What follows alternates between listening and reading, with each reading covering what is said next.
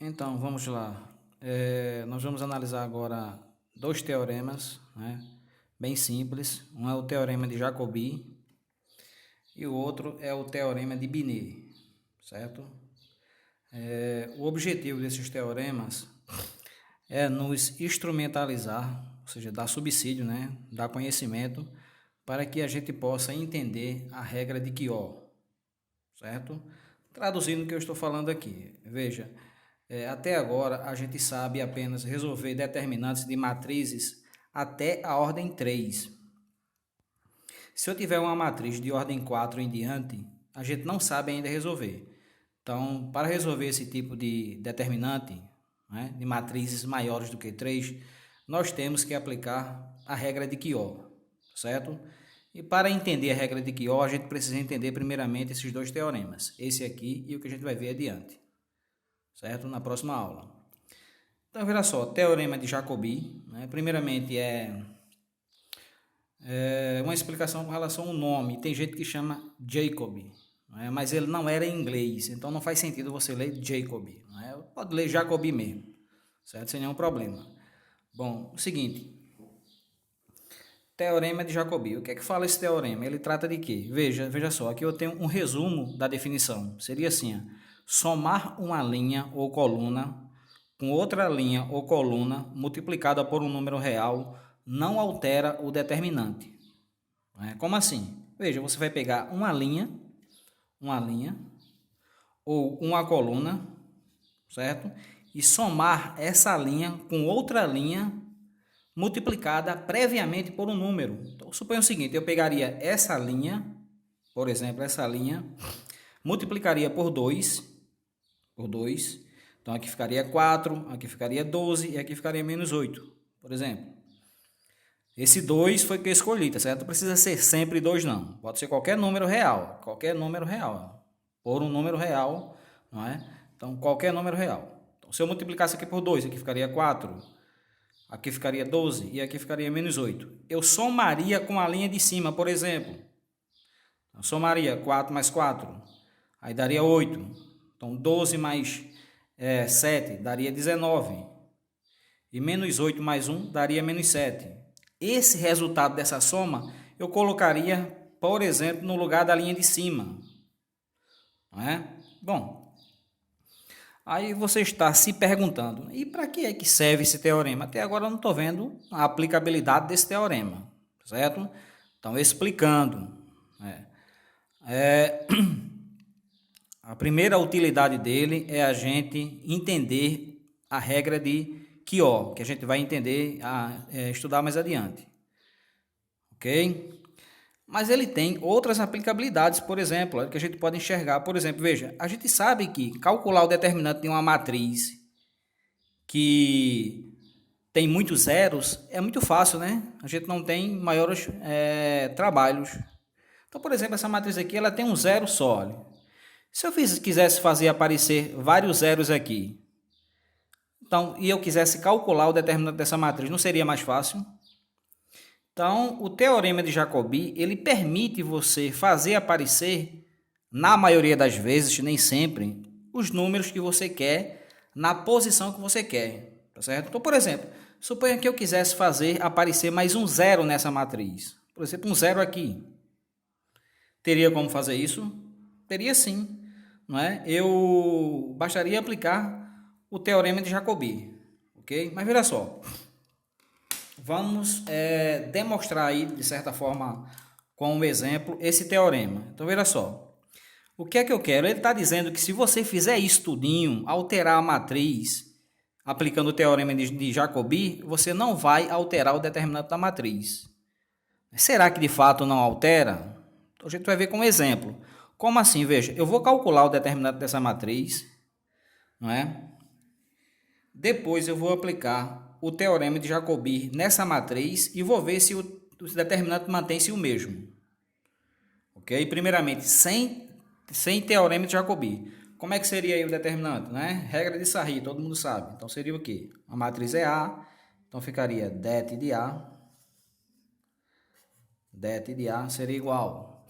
Então aqui, barras simples, 4, 2 e menos 1, 7, 6, 0, 1, menos 4, menos 2, beleza? Duas colunas fora, então 4, 2 e menos 1, 7, 6 e 0, certo? Tranquilo aí? Bom, diagonais principais, né? Aqui, então...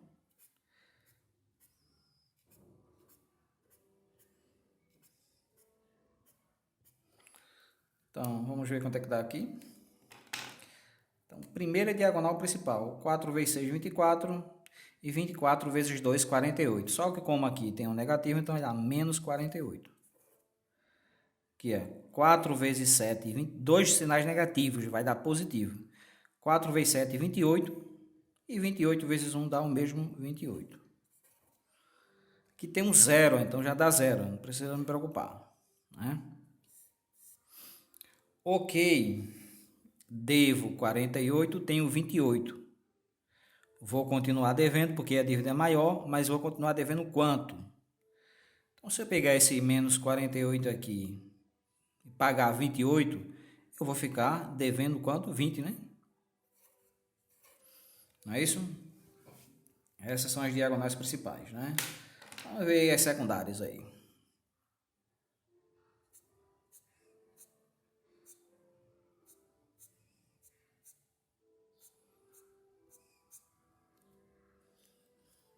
Secundárias. Aqui tem um sinal negativo da negativa, então dá menos 6. Lembre-se que é multiplicando 1 vezes 6, 6. E 6 vezes 1, 6, né? Como tem um sinal negativo, dá negativo. Aqui vai dar 0. Aqui vai dar o quê? 2 vezes 7, 14. E 14 vezes 2 dá quanto? Dá 28, né? Como tem um sinal negativo, então vai dar... Aqui é um menos 2, viu? Parece uma outra coisa, mas é um menos 2. Então aqui vai dar 14, 14 vezes 2, 28, mas é negativo aqui, então dá menos 28. Beleza aí? Então atenção aqui, ó. Presta atenção, veja só. Devo 6, devo 28. Então vou dever o quê? Vou dever 34, né? Não é isso? Bom, aí aqui você sabe. Direita menos esquerda. Então aqui direita, menos 20. Esquerda,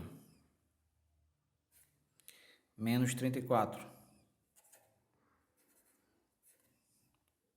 A massa aí, então aqui vai ser o seguinte, vai ficar o quê? Menos 20 mais 34. Então ficou o quê aqui? Devo 20 e tenho 34. Então, na verdade, eu tenho 14, né? Okay? Então, veja só. O determinante dessa matriz, a gente viu que deu 14, né? Será que depois que eu aplicar a regra de Chior, não é? Será que depois que eu fizer isso, eu vou ter uma matriz com um determinante diferente? Né? Melhor ainda, veja, o nosso objetivo foi fazer aparecer um outro zero nessa matriz. Exatamente aqui, ó, no lugar desse 2. Ok? Então, qual seria a alternativa que a gente faria aplicando a regra de Jacobi para fazer aparecer um zero aqui? Então, eu estou vendo aqui o seguinte, ó, se eu pegar essa linha, somar com a de baixo multiplicada por 2, vai ficar aqui. Permanece aqui 2 e aqui embaixo fica menos 2. Menos 2 mais 2 dá 0. Então, esse resultado eu boto aqui no lugar dessa linha, aparece um zero aqui. Né? Professor, eu não estou entendendo o que o senhor está falando. Vamos lá, veja só. Vamos pensar aqui o seguinte. Veja. Vamos ver aqui pelo teorema de Jacobi. Certo? Então, vou pegar aqui essa terceira linha aqui, tá certo? Terceira linha. Quem é a terceira linha? Menos 1, 0 e menos 2. Ok? O que é que eu irei fazer? Irei pegar essa terceira linha e irei multiplicar por 2. Ok? Então aqui vai ficar menos 4, que permanece 0, e aqui vai ficar menos 2. Veja só, o que é que o senhor fez? Peguei essa linha de baixo, a terceira, multipliquei por 2. Né? Vou explicar por que por 2. Certo? Beleza, vamos lá. O que é que nós iremos fazer agora? Veja, a segunda linha. Segunda linha. Qual é a segunda linha? 2, 6 e menos 4. Essa segunda linha nós iremos somar com a terceira linha multiplicada por 2, que dá o quê? Dá essa linha aqui, olha. Então vai ficar o quê? Menos 2, 0 e menos 4. Tranquilo aí? Ok? Nós vamos somar, né? E depois que a gente somar, né? Quando a gente realizar essa soma, o que é que vai dar? Tenho 2, devo 2, né? Essa soma aqui vai dar 0. Essa soma aqui é claro que dá 6. E essa soma dá menos 8, né? Lembre-se, aqui não é regra de sinal porque é soma, não é multiplicação. Ok? Resumindo aí a história, vamos lá. Peguei a terceira linha, fiz o quê? Multipliquei por 2.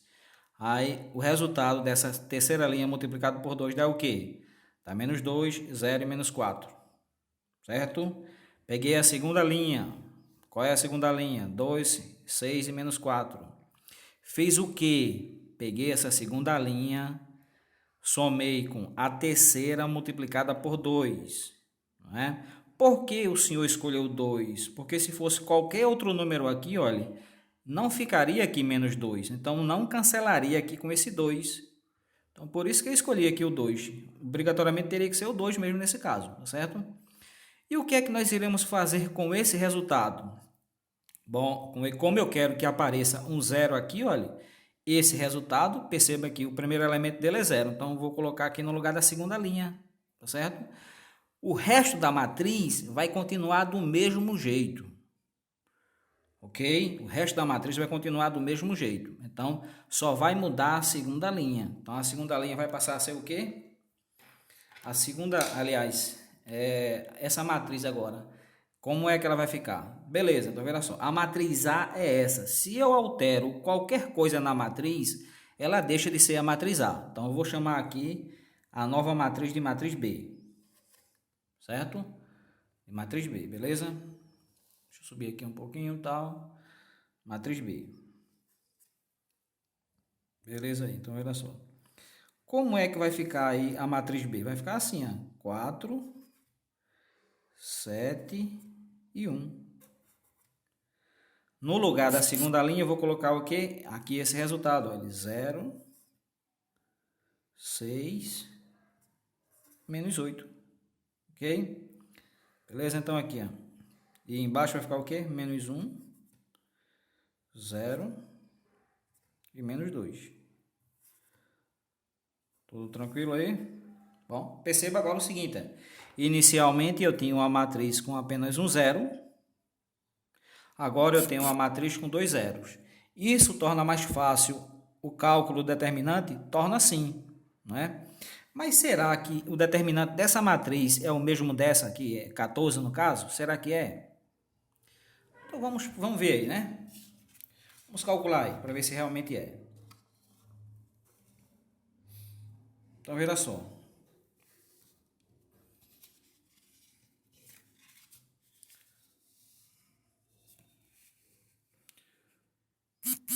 Então aqui, ó. Det de B. Det da matriz B vai ser igual. Então a matriz é essa. Tá vendo aí? Então aqui 4, 7 e 1. Vou colocar aqui as colunas. 4, 0 e menos 1. 4, 0 e menos 1. Aí depois 7, 6 e 0. 7, 6 e 0.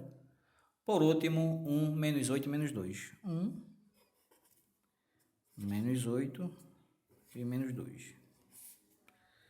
Vocês já estão careca de saber que tal, não precisa nem explicar. 4, 0, menos 1, 7, 6, e 0. Ok?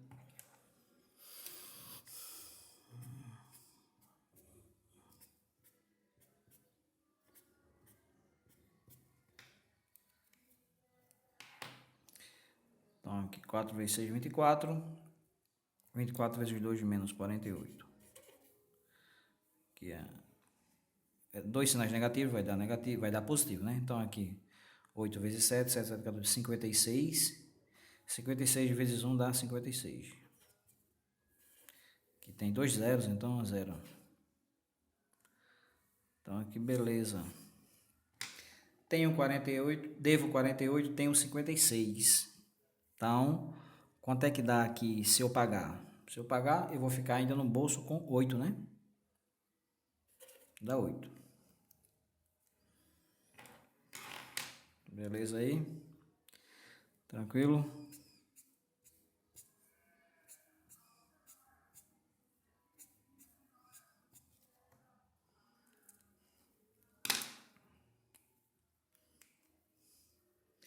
Então, aqui vai dar o quê? Menos 6. Aqui vai dar o quê? 0. E aqui vai dar o quê? 0. Certo?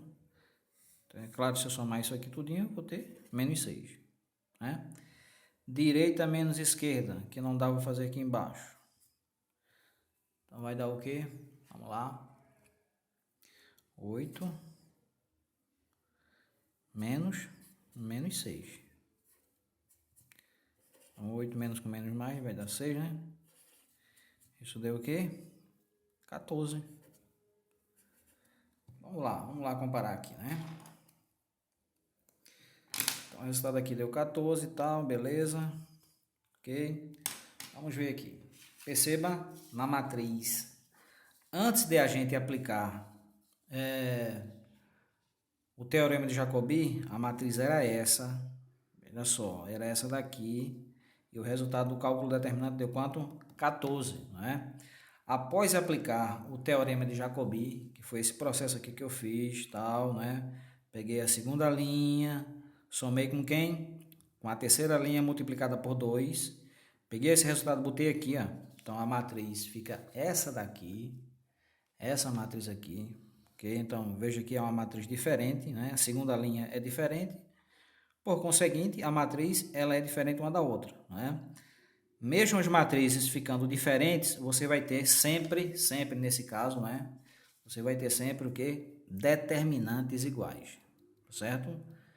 Então, isso aí é o teorema de Jacobi, certo? É muito útil para a gente fazer aparecer um número que a gente quer na posição que a gente quer, tá certo? E algumas vezes é mais fácil, outras vezes é mais difícil, né? Mas ele é bastante útil.